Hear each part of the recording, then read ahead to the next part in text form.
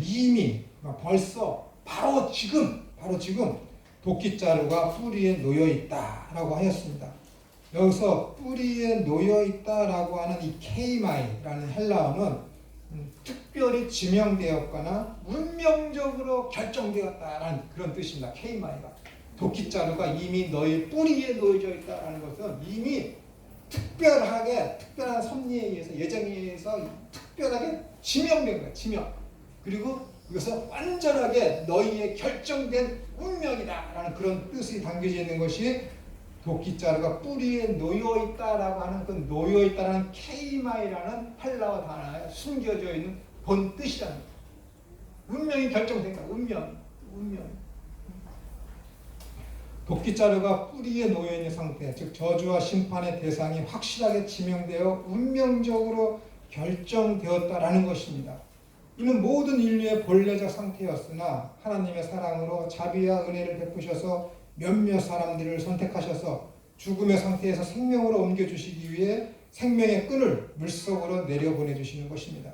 인류는 창세전에 하나님에 의해 구원받을 자와 유기될 자가 이미 결정되어 있다고 성경은 증거하고 있는 것입니다. 여러분, 이것이 여러분 불만이 있을 수 있고 어떻게 하나님이 자비로우신 하나님 그렇습니까 했지만은 이것이 성경에서 있는 바른 진리이고 이것을 주장하느냐 주장하지 않고 이것을 따르느냐 따르지 않느냐에 의해서 이 사람이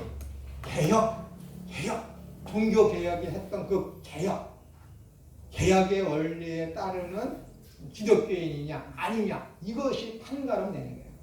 이것이 왜 칼빈과 루터가 종교개혁, 교회개혁을 했을 때 그들의 어떤 강령과 그들의 어떤 교리에서 가장 핵심적인 것이 무엇입니까? 하나님의 절대 주권이잖아요. 하나님의 절대 주권. 그 절대 주권에 의해서 예정과 어떤 구원론이 결정된다라는 것이 칼빈의 5대 강령의 핵심 아니겠습니까? 인류는 창세전에 하나님에 의해 구원받을 자와 유기될 자가 이미 결정되고 있다고 성경은 증거하고 있습니다. 싫어도 할 수가 없어요. 성경이 이야기하는 거니까. 어부의 그물질과 낚시질로 인하여 특별히 선택받은 물고기들인 성도들만이 알아볼 수 있는 그물과 낚시를 보게 되어서 그물과 낚시에 걸린 물고기가 죄로 오염된 물에서 건져냄을 받아 살게 되는 것입니다. 시 105편은 여러분 읽어보시면 알 거예요. 시 105편은 애굽에 내려진 10가지 재앙인 애굽에게는 어떻게 되는 거예요? 애굽에게는 심판이었지만은 택하심을 받은 이스라엘 백성들에게는 뭐예요? 그것이 10가지 재앙이 후원이었죠. 이와 마찬가지로 사람 낚는 어부와 낚시는 택함받은 자에게는 구원이지만 버려진 자에게는 심판이 되는 것입니다. 하나님께서 어떻게 돼요? 애굽은 단물 쓴물 다 빼버리고 하나님 심판하시는 거예요.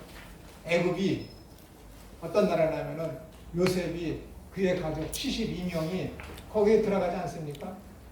그러면은 그 당시에 가장 약한 족속이 뭐예요? 이스라엘 아브라함의 후손인 고작 70여 명 조금 넘는 그 이삭의 후손들이었다. 야곱의 후손들이었다. 고작 72명 되는. 그럼 다른 부족들의 쳐들어오면 어떻게 돼요? 금방 멸망하고 없어질 그런 나약한 존재였잖아요. 근데 이들이 세계에서 최고로 강한 나라인 애굽 안에 들어가 있으면 어떻게 되겠어요? 누가 보호해 주겠어요? 애굽이 보호해주고 있으니까 다른 민족들이 와서 애굽을 치겠습니까? 아니면 이 이스라엘 야곱의 후손들을 건드리겠습니까? 못 건드리잖아요. 왜냐하면 요셉이 애굽에 이렇게 은혜를 베풀었기 때문에 보호해줄 거 아니에요. 하나님이 이렇게 애굽을 통해서 이 열방 중에서 이스라엘 백성을 애굽을 통해서 이스라엘 백성을 지키게 하셨는데 이제 400년이 지난 다음에 어떻게 되는 거예요? 쓸모없으니까 버리는 거야. 왜? 유기된 자들이니까. 그것이 운명이니까. 무섭지 않습니까? 하나님이 그러신 분이에요. 하나님 보세요. 아브라함이 있습니다. 아브라함이 참 있는데 이삭이 태어났습니다. 그 이후에도 수십 년을 더 살았는데 아브라함 믿음의 조상이라는 아브라함 이야기는 창세기 22장이 지나면은 뭐 7명의 자식을 더 낳았다고 그거 땡치고 이삭 얘기를 한다고요. 그러는 거예요. 역사 속에서 하나님께서 당신이 할 일, 당신이 하실 말씀, 당신이 내포하고자 하는 계시의 어떤 그런 내용을 끝나면은 그 인물은 거기에서 끝난 거예요. 하나님이 이렇게 아주 역사를 드라마틱하게 쓰시는 그 역사를 이끌어 나가신 분이십니다. 왜? 그분은 절대 주권자이시기 때문에, 전자하시와 전능하신 하느님이시기 때문에 실수와 실패가 없으신 분이에요. 그렇기 때문에 자기 마음대로 해도 기쁘신 뜻에 따라서 모든 것을 예정하고 자기 원하는 대로 해도 토기장이처럼 마음대로 할지라도 실수가 없어요. 완전한 거예요. 그 믿음이 여러분에게 있으십니까? 그 믿음이 있어요. 그래야 불만이 없는 거예요. 감사가 넘치는 것이죠. 이렇게 똑같은 재앙이 이렇게 그 같은 지역에 내리지만은 이스라엘에게는 그 하나님의 재앙이 뭐예요? 복이 되는 거예요. 그러나 원수인 애굽에게는 재앙이 되는 거죠. 애굽에게는 심판이지만은 이스라엘에게는 뭐야? 거꾸로 구원이 되는 거예요. 똑같은 일이 임하는데, 이게 하나님의 일이라는 거예요. 믿느냐 믿지 않느냐. 그 전에 뭐예요? 택함 받았느냐 유익이 되었느냐. 그것이 그 인생을 좌지우지하는 거예요. 여러분의 인생을 보이는 이 한정된 역사 속에서만 보면은 하나님 왜 그러십니까? 나한테 왜 그러세요? 하나님 정말 계십니까? 신문하고 비난하고 원망하고 그럴 수 있지만은 그 하나님에 대한 그 참된 암과 어떤 믿음이 있으면은 되어지는 모든 일들에 대해서 뭐예요? 감사할 수 있는 거예요. 제가 어저께 살펴봤습니다. 범사에 감사. 이 범사가 무엇일까? 하나님 모든 것이 합력하여 선을 이룬다. 마태복음 8장 28, 로마서 8장 28절, 데살로니가서 있는 1장에 있는 그 말씀하고 도대체 모든 것에 범사에 감사하라는 것과 모든 것이 합력하여 선을 이룬다고 했을 때 이 범사와 모든 것에 차이가 있을까 할 때 똑같은 단어, 판타라는 모든 단어, 모든 것, everything, 모든 것, 범사가 모든 거예요, 모든 것. 모든 것이 합력해서 선을 이룬다. 그렇기 때문에 왜 모든 것이 되어지는 모든 일에 하나님께 감사할 수 있는 거예요. 왜? 결국은 선이 되니까.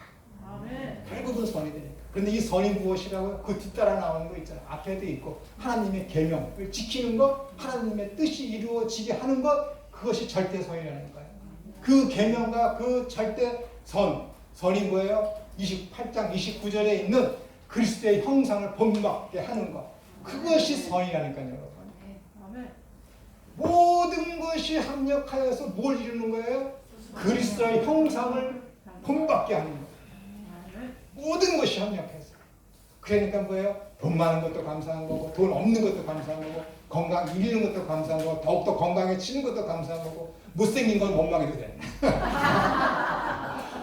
여기 가끔 한 핏줄인데 우리 팔남매 중에 내가 제일 못생겼다니까. 감사하죠. 팔남매인데 7남 1녀예요. 근데 다 영화 배우처럼 다 잘생겼어. 근데 나만 우리 엄마 닮았네. 우리 어머니가 얼굴 길거든요. 나만 얼굴이 길어요.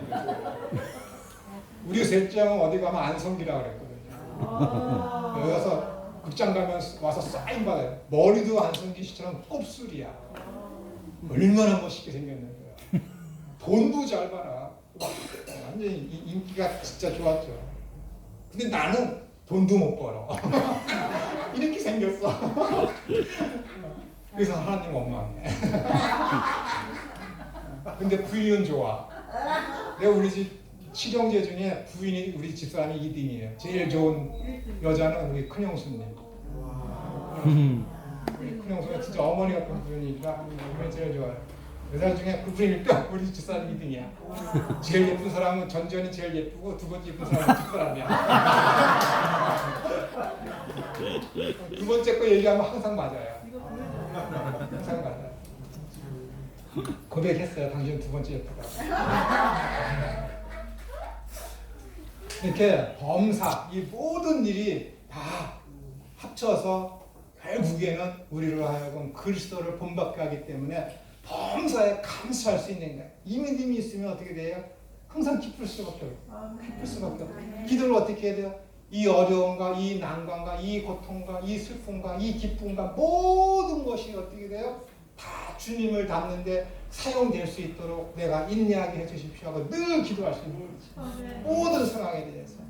얼마나 이 말씀이 그냥 탁탁탁 계단처럼 이어지고 있지 않습니까? 하나님의 모든 언약과 말씀과 행위는 택함받은 자에게는 복으로 오지만 버려진 자들에게는 심판이 됩니다. 그들은 이미 자신들의 죄로 인한 죽음의 저주 아래 매여 있는 자들이기 때문에 그렇습니다. 저희가 이미 살펴보았듯이 모든 인류는 죄를 지어 의인이 하나도 없으며 죄와 허물로 죽은 존재라고 하였습니다. 그리고 물은 저주와 심판을 상징한다고 말씀을 드렸습니다. 죄를 지어 죽음의 저주 아래 놓여있는 인류는 저주를 상징하는 물에 빠져있는 상태와 동일하기 때문에 제자들이 어부의 사명을 감당하도록 하기 위해서 어부라는 호칭을 주신 것입니다. 다시 읽어드릴게요. 물은 저주와 심판을 상징합니다. 죄를 지어서 죽음의 저주 아래 놓여있는 인류는 저주를 상징하는 물에 빠져있는 상태와 동일한 거예요. 그렇죠? 동일해요. 그렇기 때문에 제자들이 어부의 사명을 감당하도록 하기 위해서 그 호칭을 뭐라고 그런 거예요? 예수님께서 어부라는 호칭을 주셨다라는 거예요. 그냥 주신 게 아니에요. 다시 말씀드리지만 모든 인류는 악한 사탄이 가져온 죽음이라는 저주의 상태에 놓여있는 상황입니다. 그리고 물은 저주와 심판을 상징합니다.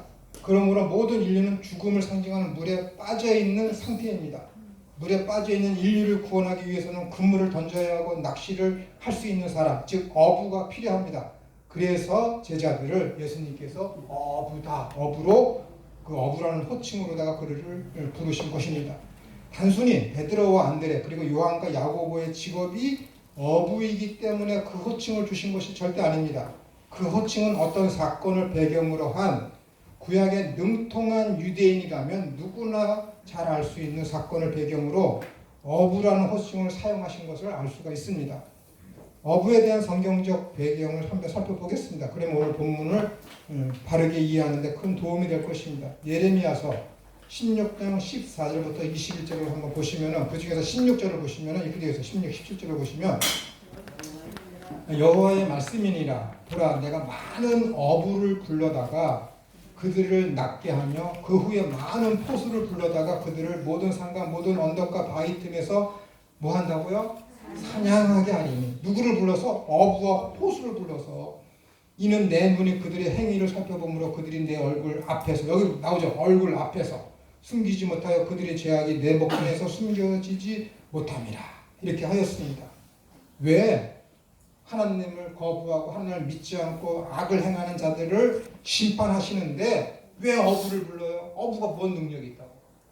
왜 어부를 불러요? 왜 포수는 가능하지만 왜 어부를 부릅니까?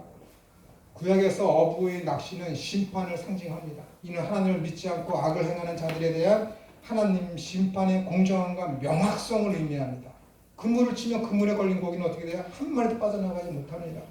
낚시꾼, 아주 제 동생과 같은 우리 매형과 같은 낚시꾼의 고기가 잡히면 어떻게 되는 거예요? 절대 빠져나가지 못해요.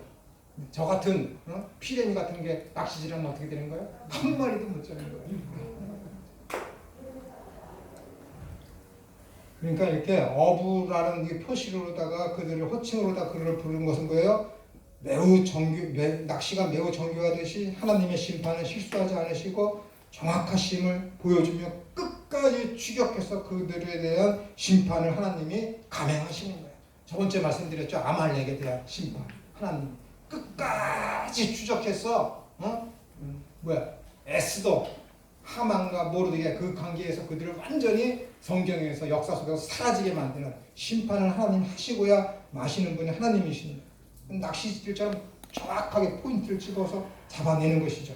그리고 아모스 4장 2절에서는 주 여호와께서 자기의 거룩함을 두고 맹세하시되 내가 너희에게 이를지라 사람이 갈고리로 너희를 끌어가며 낚시로 너희 남은 자들도 그리하리라. 남김없이 죄에 대한 책임을 묻겠다는 거예요. 심판과 저주가 그들에게 임하겠다는 것이죠. 하나님의 심판이 가시와 바늘이 많은 달린 갈고리. 여기서 갈고리라는 이 히브리어는요, 그냥 갈고리 이것이 아니라 가시나무의 그 큰 가시, 예수님이 그 가시관을 쓰신 그 가시, 보통 3cm 이상이라고 해요. 그 가시를 머리에 콱 씌운 그런 가시들이 달린 갈고리. 그 다음에 새의 끝에 달린 이런 손톱 모양 같은 이런 갈고리, 손 모양 이런 갈고리가 수천 개 달린 그 갈고리를 얘기하는 거예요. 그냥 하나의 갈고리가 얘기하는 것이 아니에요. 그런 갈고리. 그런 갈고리로 너희를 끌어가며 그것에서 걸리지 않은 것들은 뭐예요? 낚시로 너희 남은 자들도 그리하리라. 하나님이 그렇게 심판하시고 재앙을 내리시겠다는 것입니다. 하나님의 심판이 가시와 바늘이 많이 달린 갈고리를 훑어 지나가고 걸리지 않은 나머지들은 낚싯바늘로 잡으신다는 것으로서 하나님의 심판이 빠짐없이 아주 공정하고 명확하고 정확하게 임할 것을 의미하고 있는 것이 아모스서 4장 2절입니다. 이렇게 구약에서의 어부의 등장은 심판을 상징하고 있음을 정확히 우리가 알 수가 있습니다. 마태복음 4장의 내용과 동일한 사건을 기록하고 있는 누가복음 5장에서는 제자를 부르시는 사건에서는 사람을 낚시하는 어부가 되게 하신다는 말씀 대신 어떻게 되어 있어요? 누가복음 5장 10절에서는 네가 사람을 취하리라. 마태복음 4장과 마가복음 1장에서는 베드로, 안드레, 요한, 야고보를 부르면서 내가 너희를 사람을 낚는 어부가 되게 하겠다 하면서 정확하게 어부라는 명칭을 썼는데 왜 누가복음에서는 어부라는 명칭이 빠지고 네가 사람을 취하리라 이렇게 되어 있을 거예요. 이것에 대해서 의문을 제기하고 왜 틀리냐고 하는 사람들도 있습니다. 여기 누가복음에서 이게 굉장히 중요한 거예요. 성경 해석상에 있어서. 여기 누가복음에서 제자들이 사람을 취한다라는 문장에서 취한다라는 헬라어는 조그레오입니다. 이 단어는 전쟁에서의 포로로 잡다, 생포하다라는 의미입니다. 그런데 이 조그레오라는 단어는 살아있다라는 자오. 그럼 생명이 뭐예요? 조에잖아. 조에. 명사 조에. 동사 자오. 여기서 살아있다라는 자오에서 뭐예요? 조그레오가 나온 거예요. 근데 자오에서만 나온 것이 아니라 사냥하다, 잡다라는 의미의 아그레이오. 그러니까 자오하고 아그레이오 두 단어가 합쳐져서 만든 것이 무엇이라고요? 취한다라는 조그레오라는 단어예요. 조그레오라는 거 잘 들으세요. 조그레오 단어. 그런데 여기서 중요한 것은 누가복음에서 쓰인 취한다라는 단어의 어근인 아그레오가 아그라라는 단어에서 파생된 거예요. 취한다라는 단어가 뭐예요? 생명과 생포한다라는 두 단어가 만나진 거라는 거예요. 내가 사람을 취한다 했을 때 잡는다라는 거야. 잡는다라는 이 단어가 뭐예요? 는 생명이란 살아있다. 살아있는 생명이라는 그 단어랑 뭐예요? 아그라라는 잡는다. 아그레이오가 아그라에서 나온 거잖아요. 근데 이 아그레이오가 아그라라는 단어에서 나왔는데 이 아그라라는 단어가 뭐라고요? 물고기를 잡는다는 뜻이에요. 물고기를 잡는다. 그러니까 아그레이오 안에 뭐가? 아그레이오 너희는 이제 사람을 취하리라 했을 때 그 취하리라는 그 단어 안에 뭐가 있는 거예요? 너는 물고기를 잡는다라는 뜻이 내포되어 있다는 거예요. 언어를 쫓아 들어가면은 대단하지 않습니까? 대단하지 않습니까? 찾아낸 사람도 참 대단합니다. 저예요. 그래서 내가 새벽 4시 15분에 벌떡 깨서 이 단어를 추적해 들어간 거예요. 새벽 4시 15분 17분.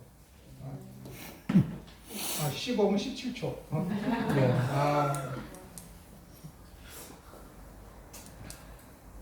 그렇기 때문에 결국에는 누가복음에 취하다라는 의미 역시 어부가 낚시와 그물을 통하여 고기를 잡는다라는 의미가 거기에 내포되어 있는 겁니다. 성경이 이렇게 위대합니다, 여러분.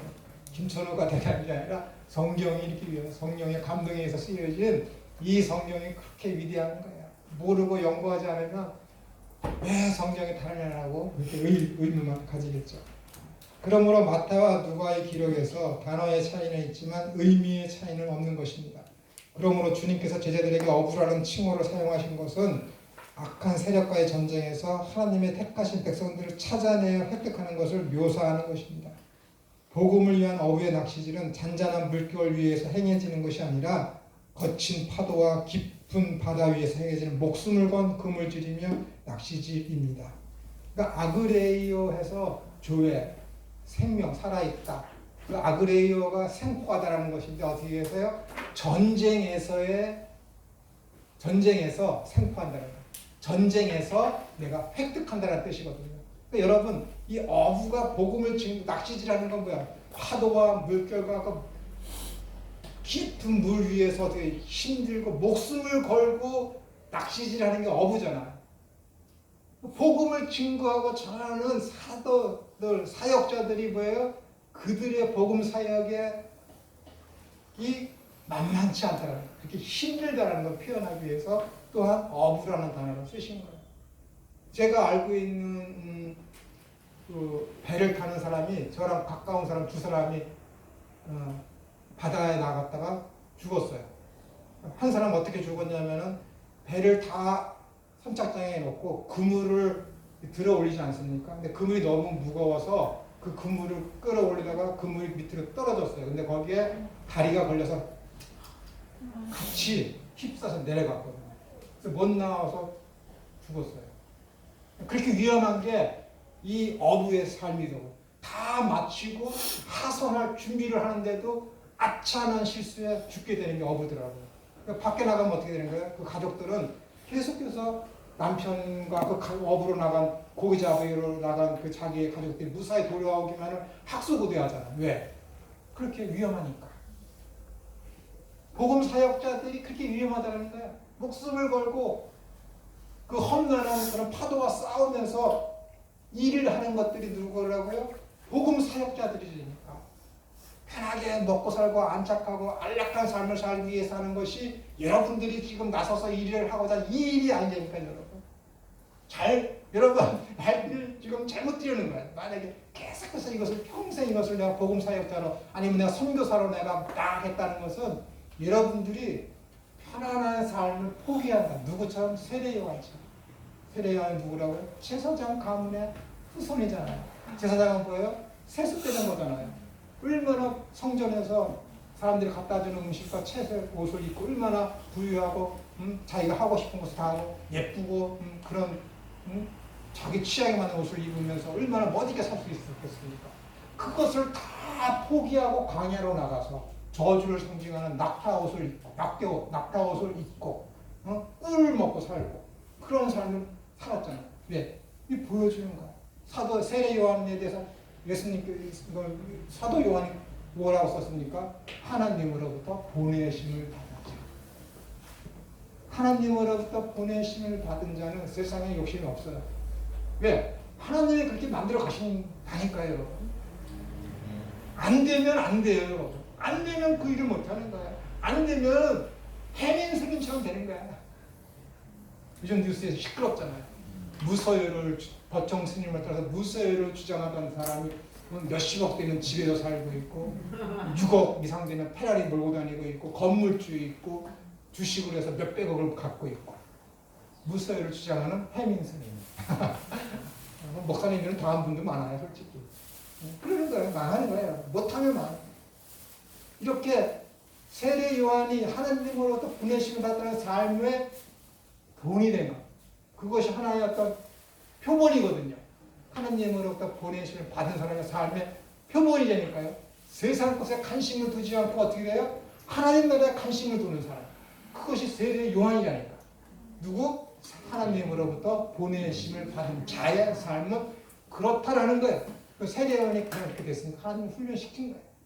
하나님 만들어 갔다니까 여러분. 진짜 하나님으로부터 낚시질을 당해서 어부라고 호칭을 받은 그 제자들의 삶은 어땠습니까? 다 순교했잖아요. 다 마티스, 증인으로 살았잖아요. 그럼 마티스는 다 뭐예요? 증인인데 그 증인된 삶을 사는 사람들의 인생의 최후가 다 어떻게 됐습니까? 마티스였어요. 증인된 삶의 최후는 순교라니까요. 그러니까 옛날 초대교회 때는 증인 믿고로 순교예요. 당시에. 그래서 마티스가 증인이라는 뜻인데 또 다른 의미로 마티스 하면 순교예요. 이렇게 되는 거예요. 그게 누구라고? 어부라니까 어부. 그 힘든 파도와 바람과 깊은 물 속에서의 그 공포를 안고 일을 하는 것이 어부라니까. 그것이 주님의 제자라니까 여러분. 평안하려고 안 된다니까 여러분. 안 된다니까. 나도 돈 많이 버는 방법 알아요. 저도 김 선생, 자네가 우리보다 10살은 어리니까는 주식 공부 좀 하고 선물 공부 좀 해서 우리 좀 가르쳐줘. 공부를 했어. 잘해요, 좀. 잘한다니까, 여러분. 잘해요. 우리 딸이 와서 저한테 배워요, 지금. 아버지, 나 주식을 하려고 그러는데 언니가 회계사이기 때문에 주식보다는 못하잖아요. 여태까지 돈을 이렇게 직장 생활하고 또 아르바이트하고 하루에 직장 다니고 두 군데 아르바이트하고 돈을 모아놔서 뭔가 좀 하려고 그러는데 이 코로나가 터졌네. 아무것도 못하잖아. 그러니까 애가 몰래 공부를 하는 거야. 걸렸지. 그러니까 주식하는데 언니가 회계사가 딱 되니까 절대 이제 회계사 집안은 주식을 하면 안 돼. 왜냐면 얘가 정보를 줄 수가 있거든. 회계사. 얘는 벌써 다 알아. 대한항공하고 아시아나가 합병한다잖아요. 벌써 알아갖고 아버지 대한항공하고 아시아가 합병한대. 앉아서 얘기하면 안 돼요. 왜냐면은 이게 퍼지면 누군가가 대한항공 주식을 살 거니까. 그 목사님들 저한테 와요. 딸내미가 회계사 됐으니까 뭐 좋은 소식 없어? 없어요. 절대 말 안 해. 말했다가 나면 큰일 나니까. 그러는 거예요. 또 잘 알거든. 공부를 해봐서 알아요. 목사님들이 제발 공부 좀 해서 자기들 교회 이렇게 다 정리하고 남은 이 돈 갖고 나중에 먹고 살게 해달라 해서 제가 가르쳤어요, 여러분. 가르쳤다니까. 근데 안 해. 못하지. 근데 이게 딸내미가 와서 해달라니까 이제 또 공부해야 돼요. 딸내미가 해달라니까는 이게 안 되더라고. 내가 이 목사님들 가르치려고 공부하는 것보다 배는 더 열심히 해요, 요즘에. 우리 딸내미 실수하지 않게 하려고. 주식하지 말라고 그래도 요즘에 아주 광풍이잖아요. 빚내서 하고 호해서 하고 실패를 해봐야 얘가 이거 아니로구나 하고 알 거야. 절대 주식을 하면 안 됩니다. 망하는 지름길이에요. 망한다는 게 경제적으로 힘들어지는 거예요. 하지 마세요. 목사님들이 진짜 왜 이렇게 많이 하는지 답답합니다. 이렇게 복음 사역은 전쟁이다. 전쟁 속에서 여러분들이 한 영혼을 구출해내는 거예요. 복음 사역은 영적 전쟁입니다. 영적 전쟁이란 보이지 않는 전쟁이라고 하지만 사탄의 악한 세력이 지상에서 능력을 발휘하여 복음 사역자들을 다양한 방법으로 방해하기 때문에 결국에는 가시적인 전쟁으로 나타나기도 합니다. 여러분 복음 증거하다가 그다음에 교회 다니는 사람이 안 나와서 그 집에 방문했는데 똥바가지 쓰어본 적 있습니까? 저희 어머니는 쓰어봤어요. 똥바가지. 노량진에서 그 산골촌에 갔다가 그 판자촌에 가서 했는데 똥바가지를 쓰고 대중교통을 타고 와야 되는데 똥바가지 썼으니까 어떻게 대중교통을 이용할 수 있겠습니까? 노량진에서 거기 제일 한강도 건너고 용산을 건너서 신천을 지나서 연희동까지 10km 이상 되는 걸어오셨어요. 60이 넘어서 하시면 그런 일들을 겪으시는 거예요. 복음 때문에. 어머니는 그 집 가기 싫었거든. 근데 자꾸만 마음속에 한 번만 더 가봐라. 한 번만 더 가봐. 뭘 한 번만 더 가봐. 한 번만 더 안 갔으니 똥바가지 안 쓰는 건데 한 번만 더 가서 똥바가지 쓰고 그 먼 거리를 걸어서 그때 고무신 신었었는데 다 찢어지고 그게 복음 사역자예요. 이 우리 어머니는 그 여기 초대교회 이런 신앙인들이 보면 세 발에 피죠. 아무것도 아니죠. 지금 복음 전도하는 게 얼마나 편합니까? 차 타고 다니고 비행기 타고 다니고 그렇지 않습니까?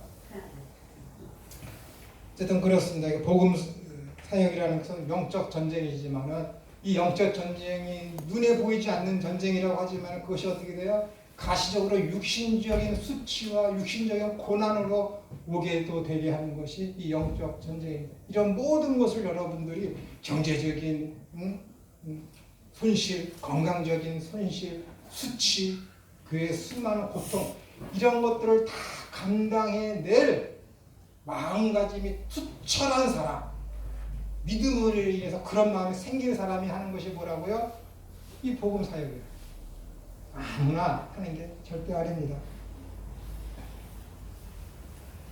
본래적으로는 제자들도 다른 사람들이나 이방인들처럼 모두가 물고기였습니다. 하나님께서 악한 사탄의 세력 아래 있던 제자들을 구출하시기 위하여 자신을 비하하셨고 고난과 수치를 당하셨습니다. 이렇게 하나님의 택하심과 하나님의 섭리에 의하여 구속의 낚시에 걸려 주님의 일꾼, 어부가 된 것입니다.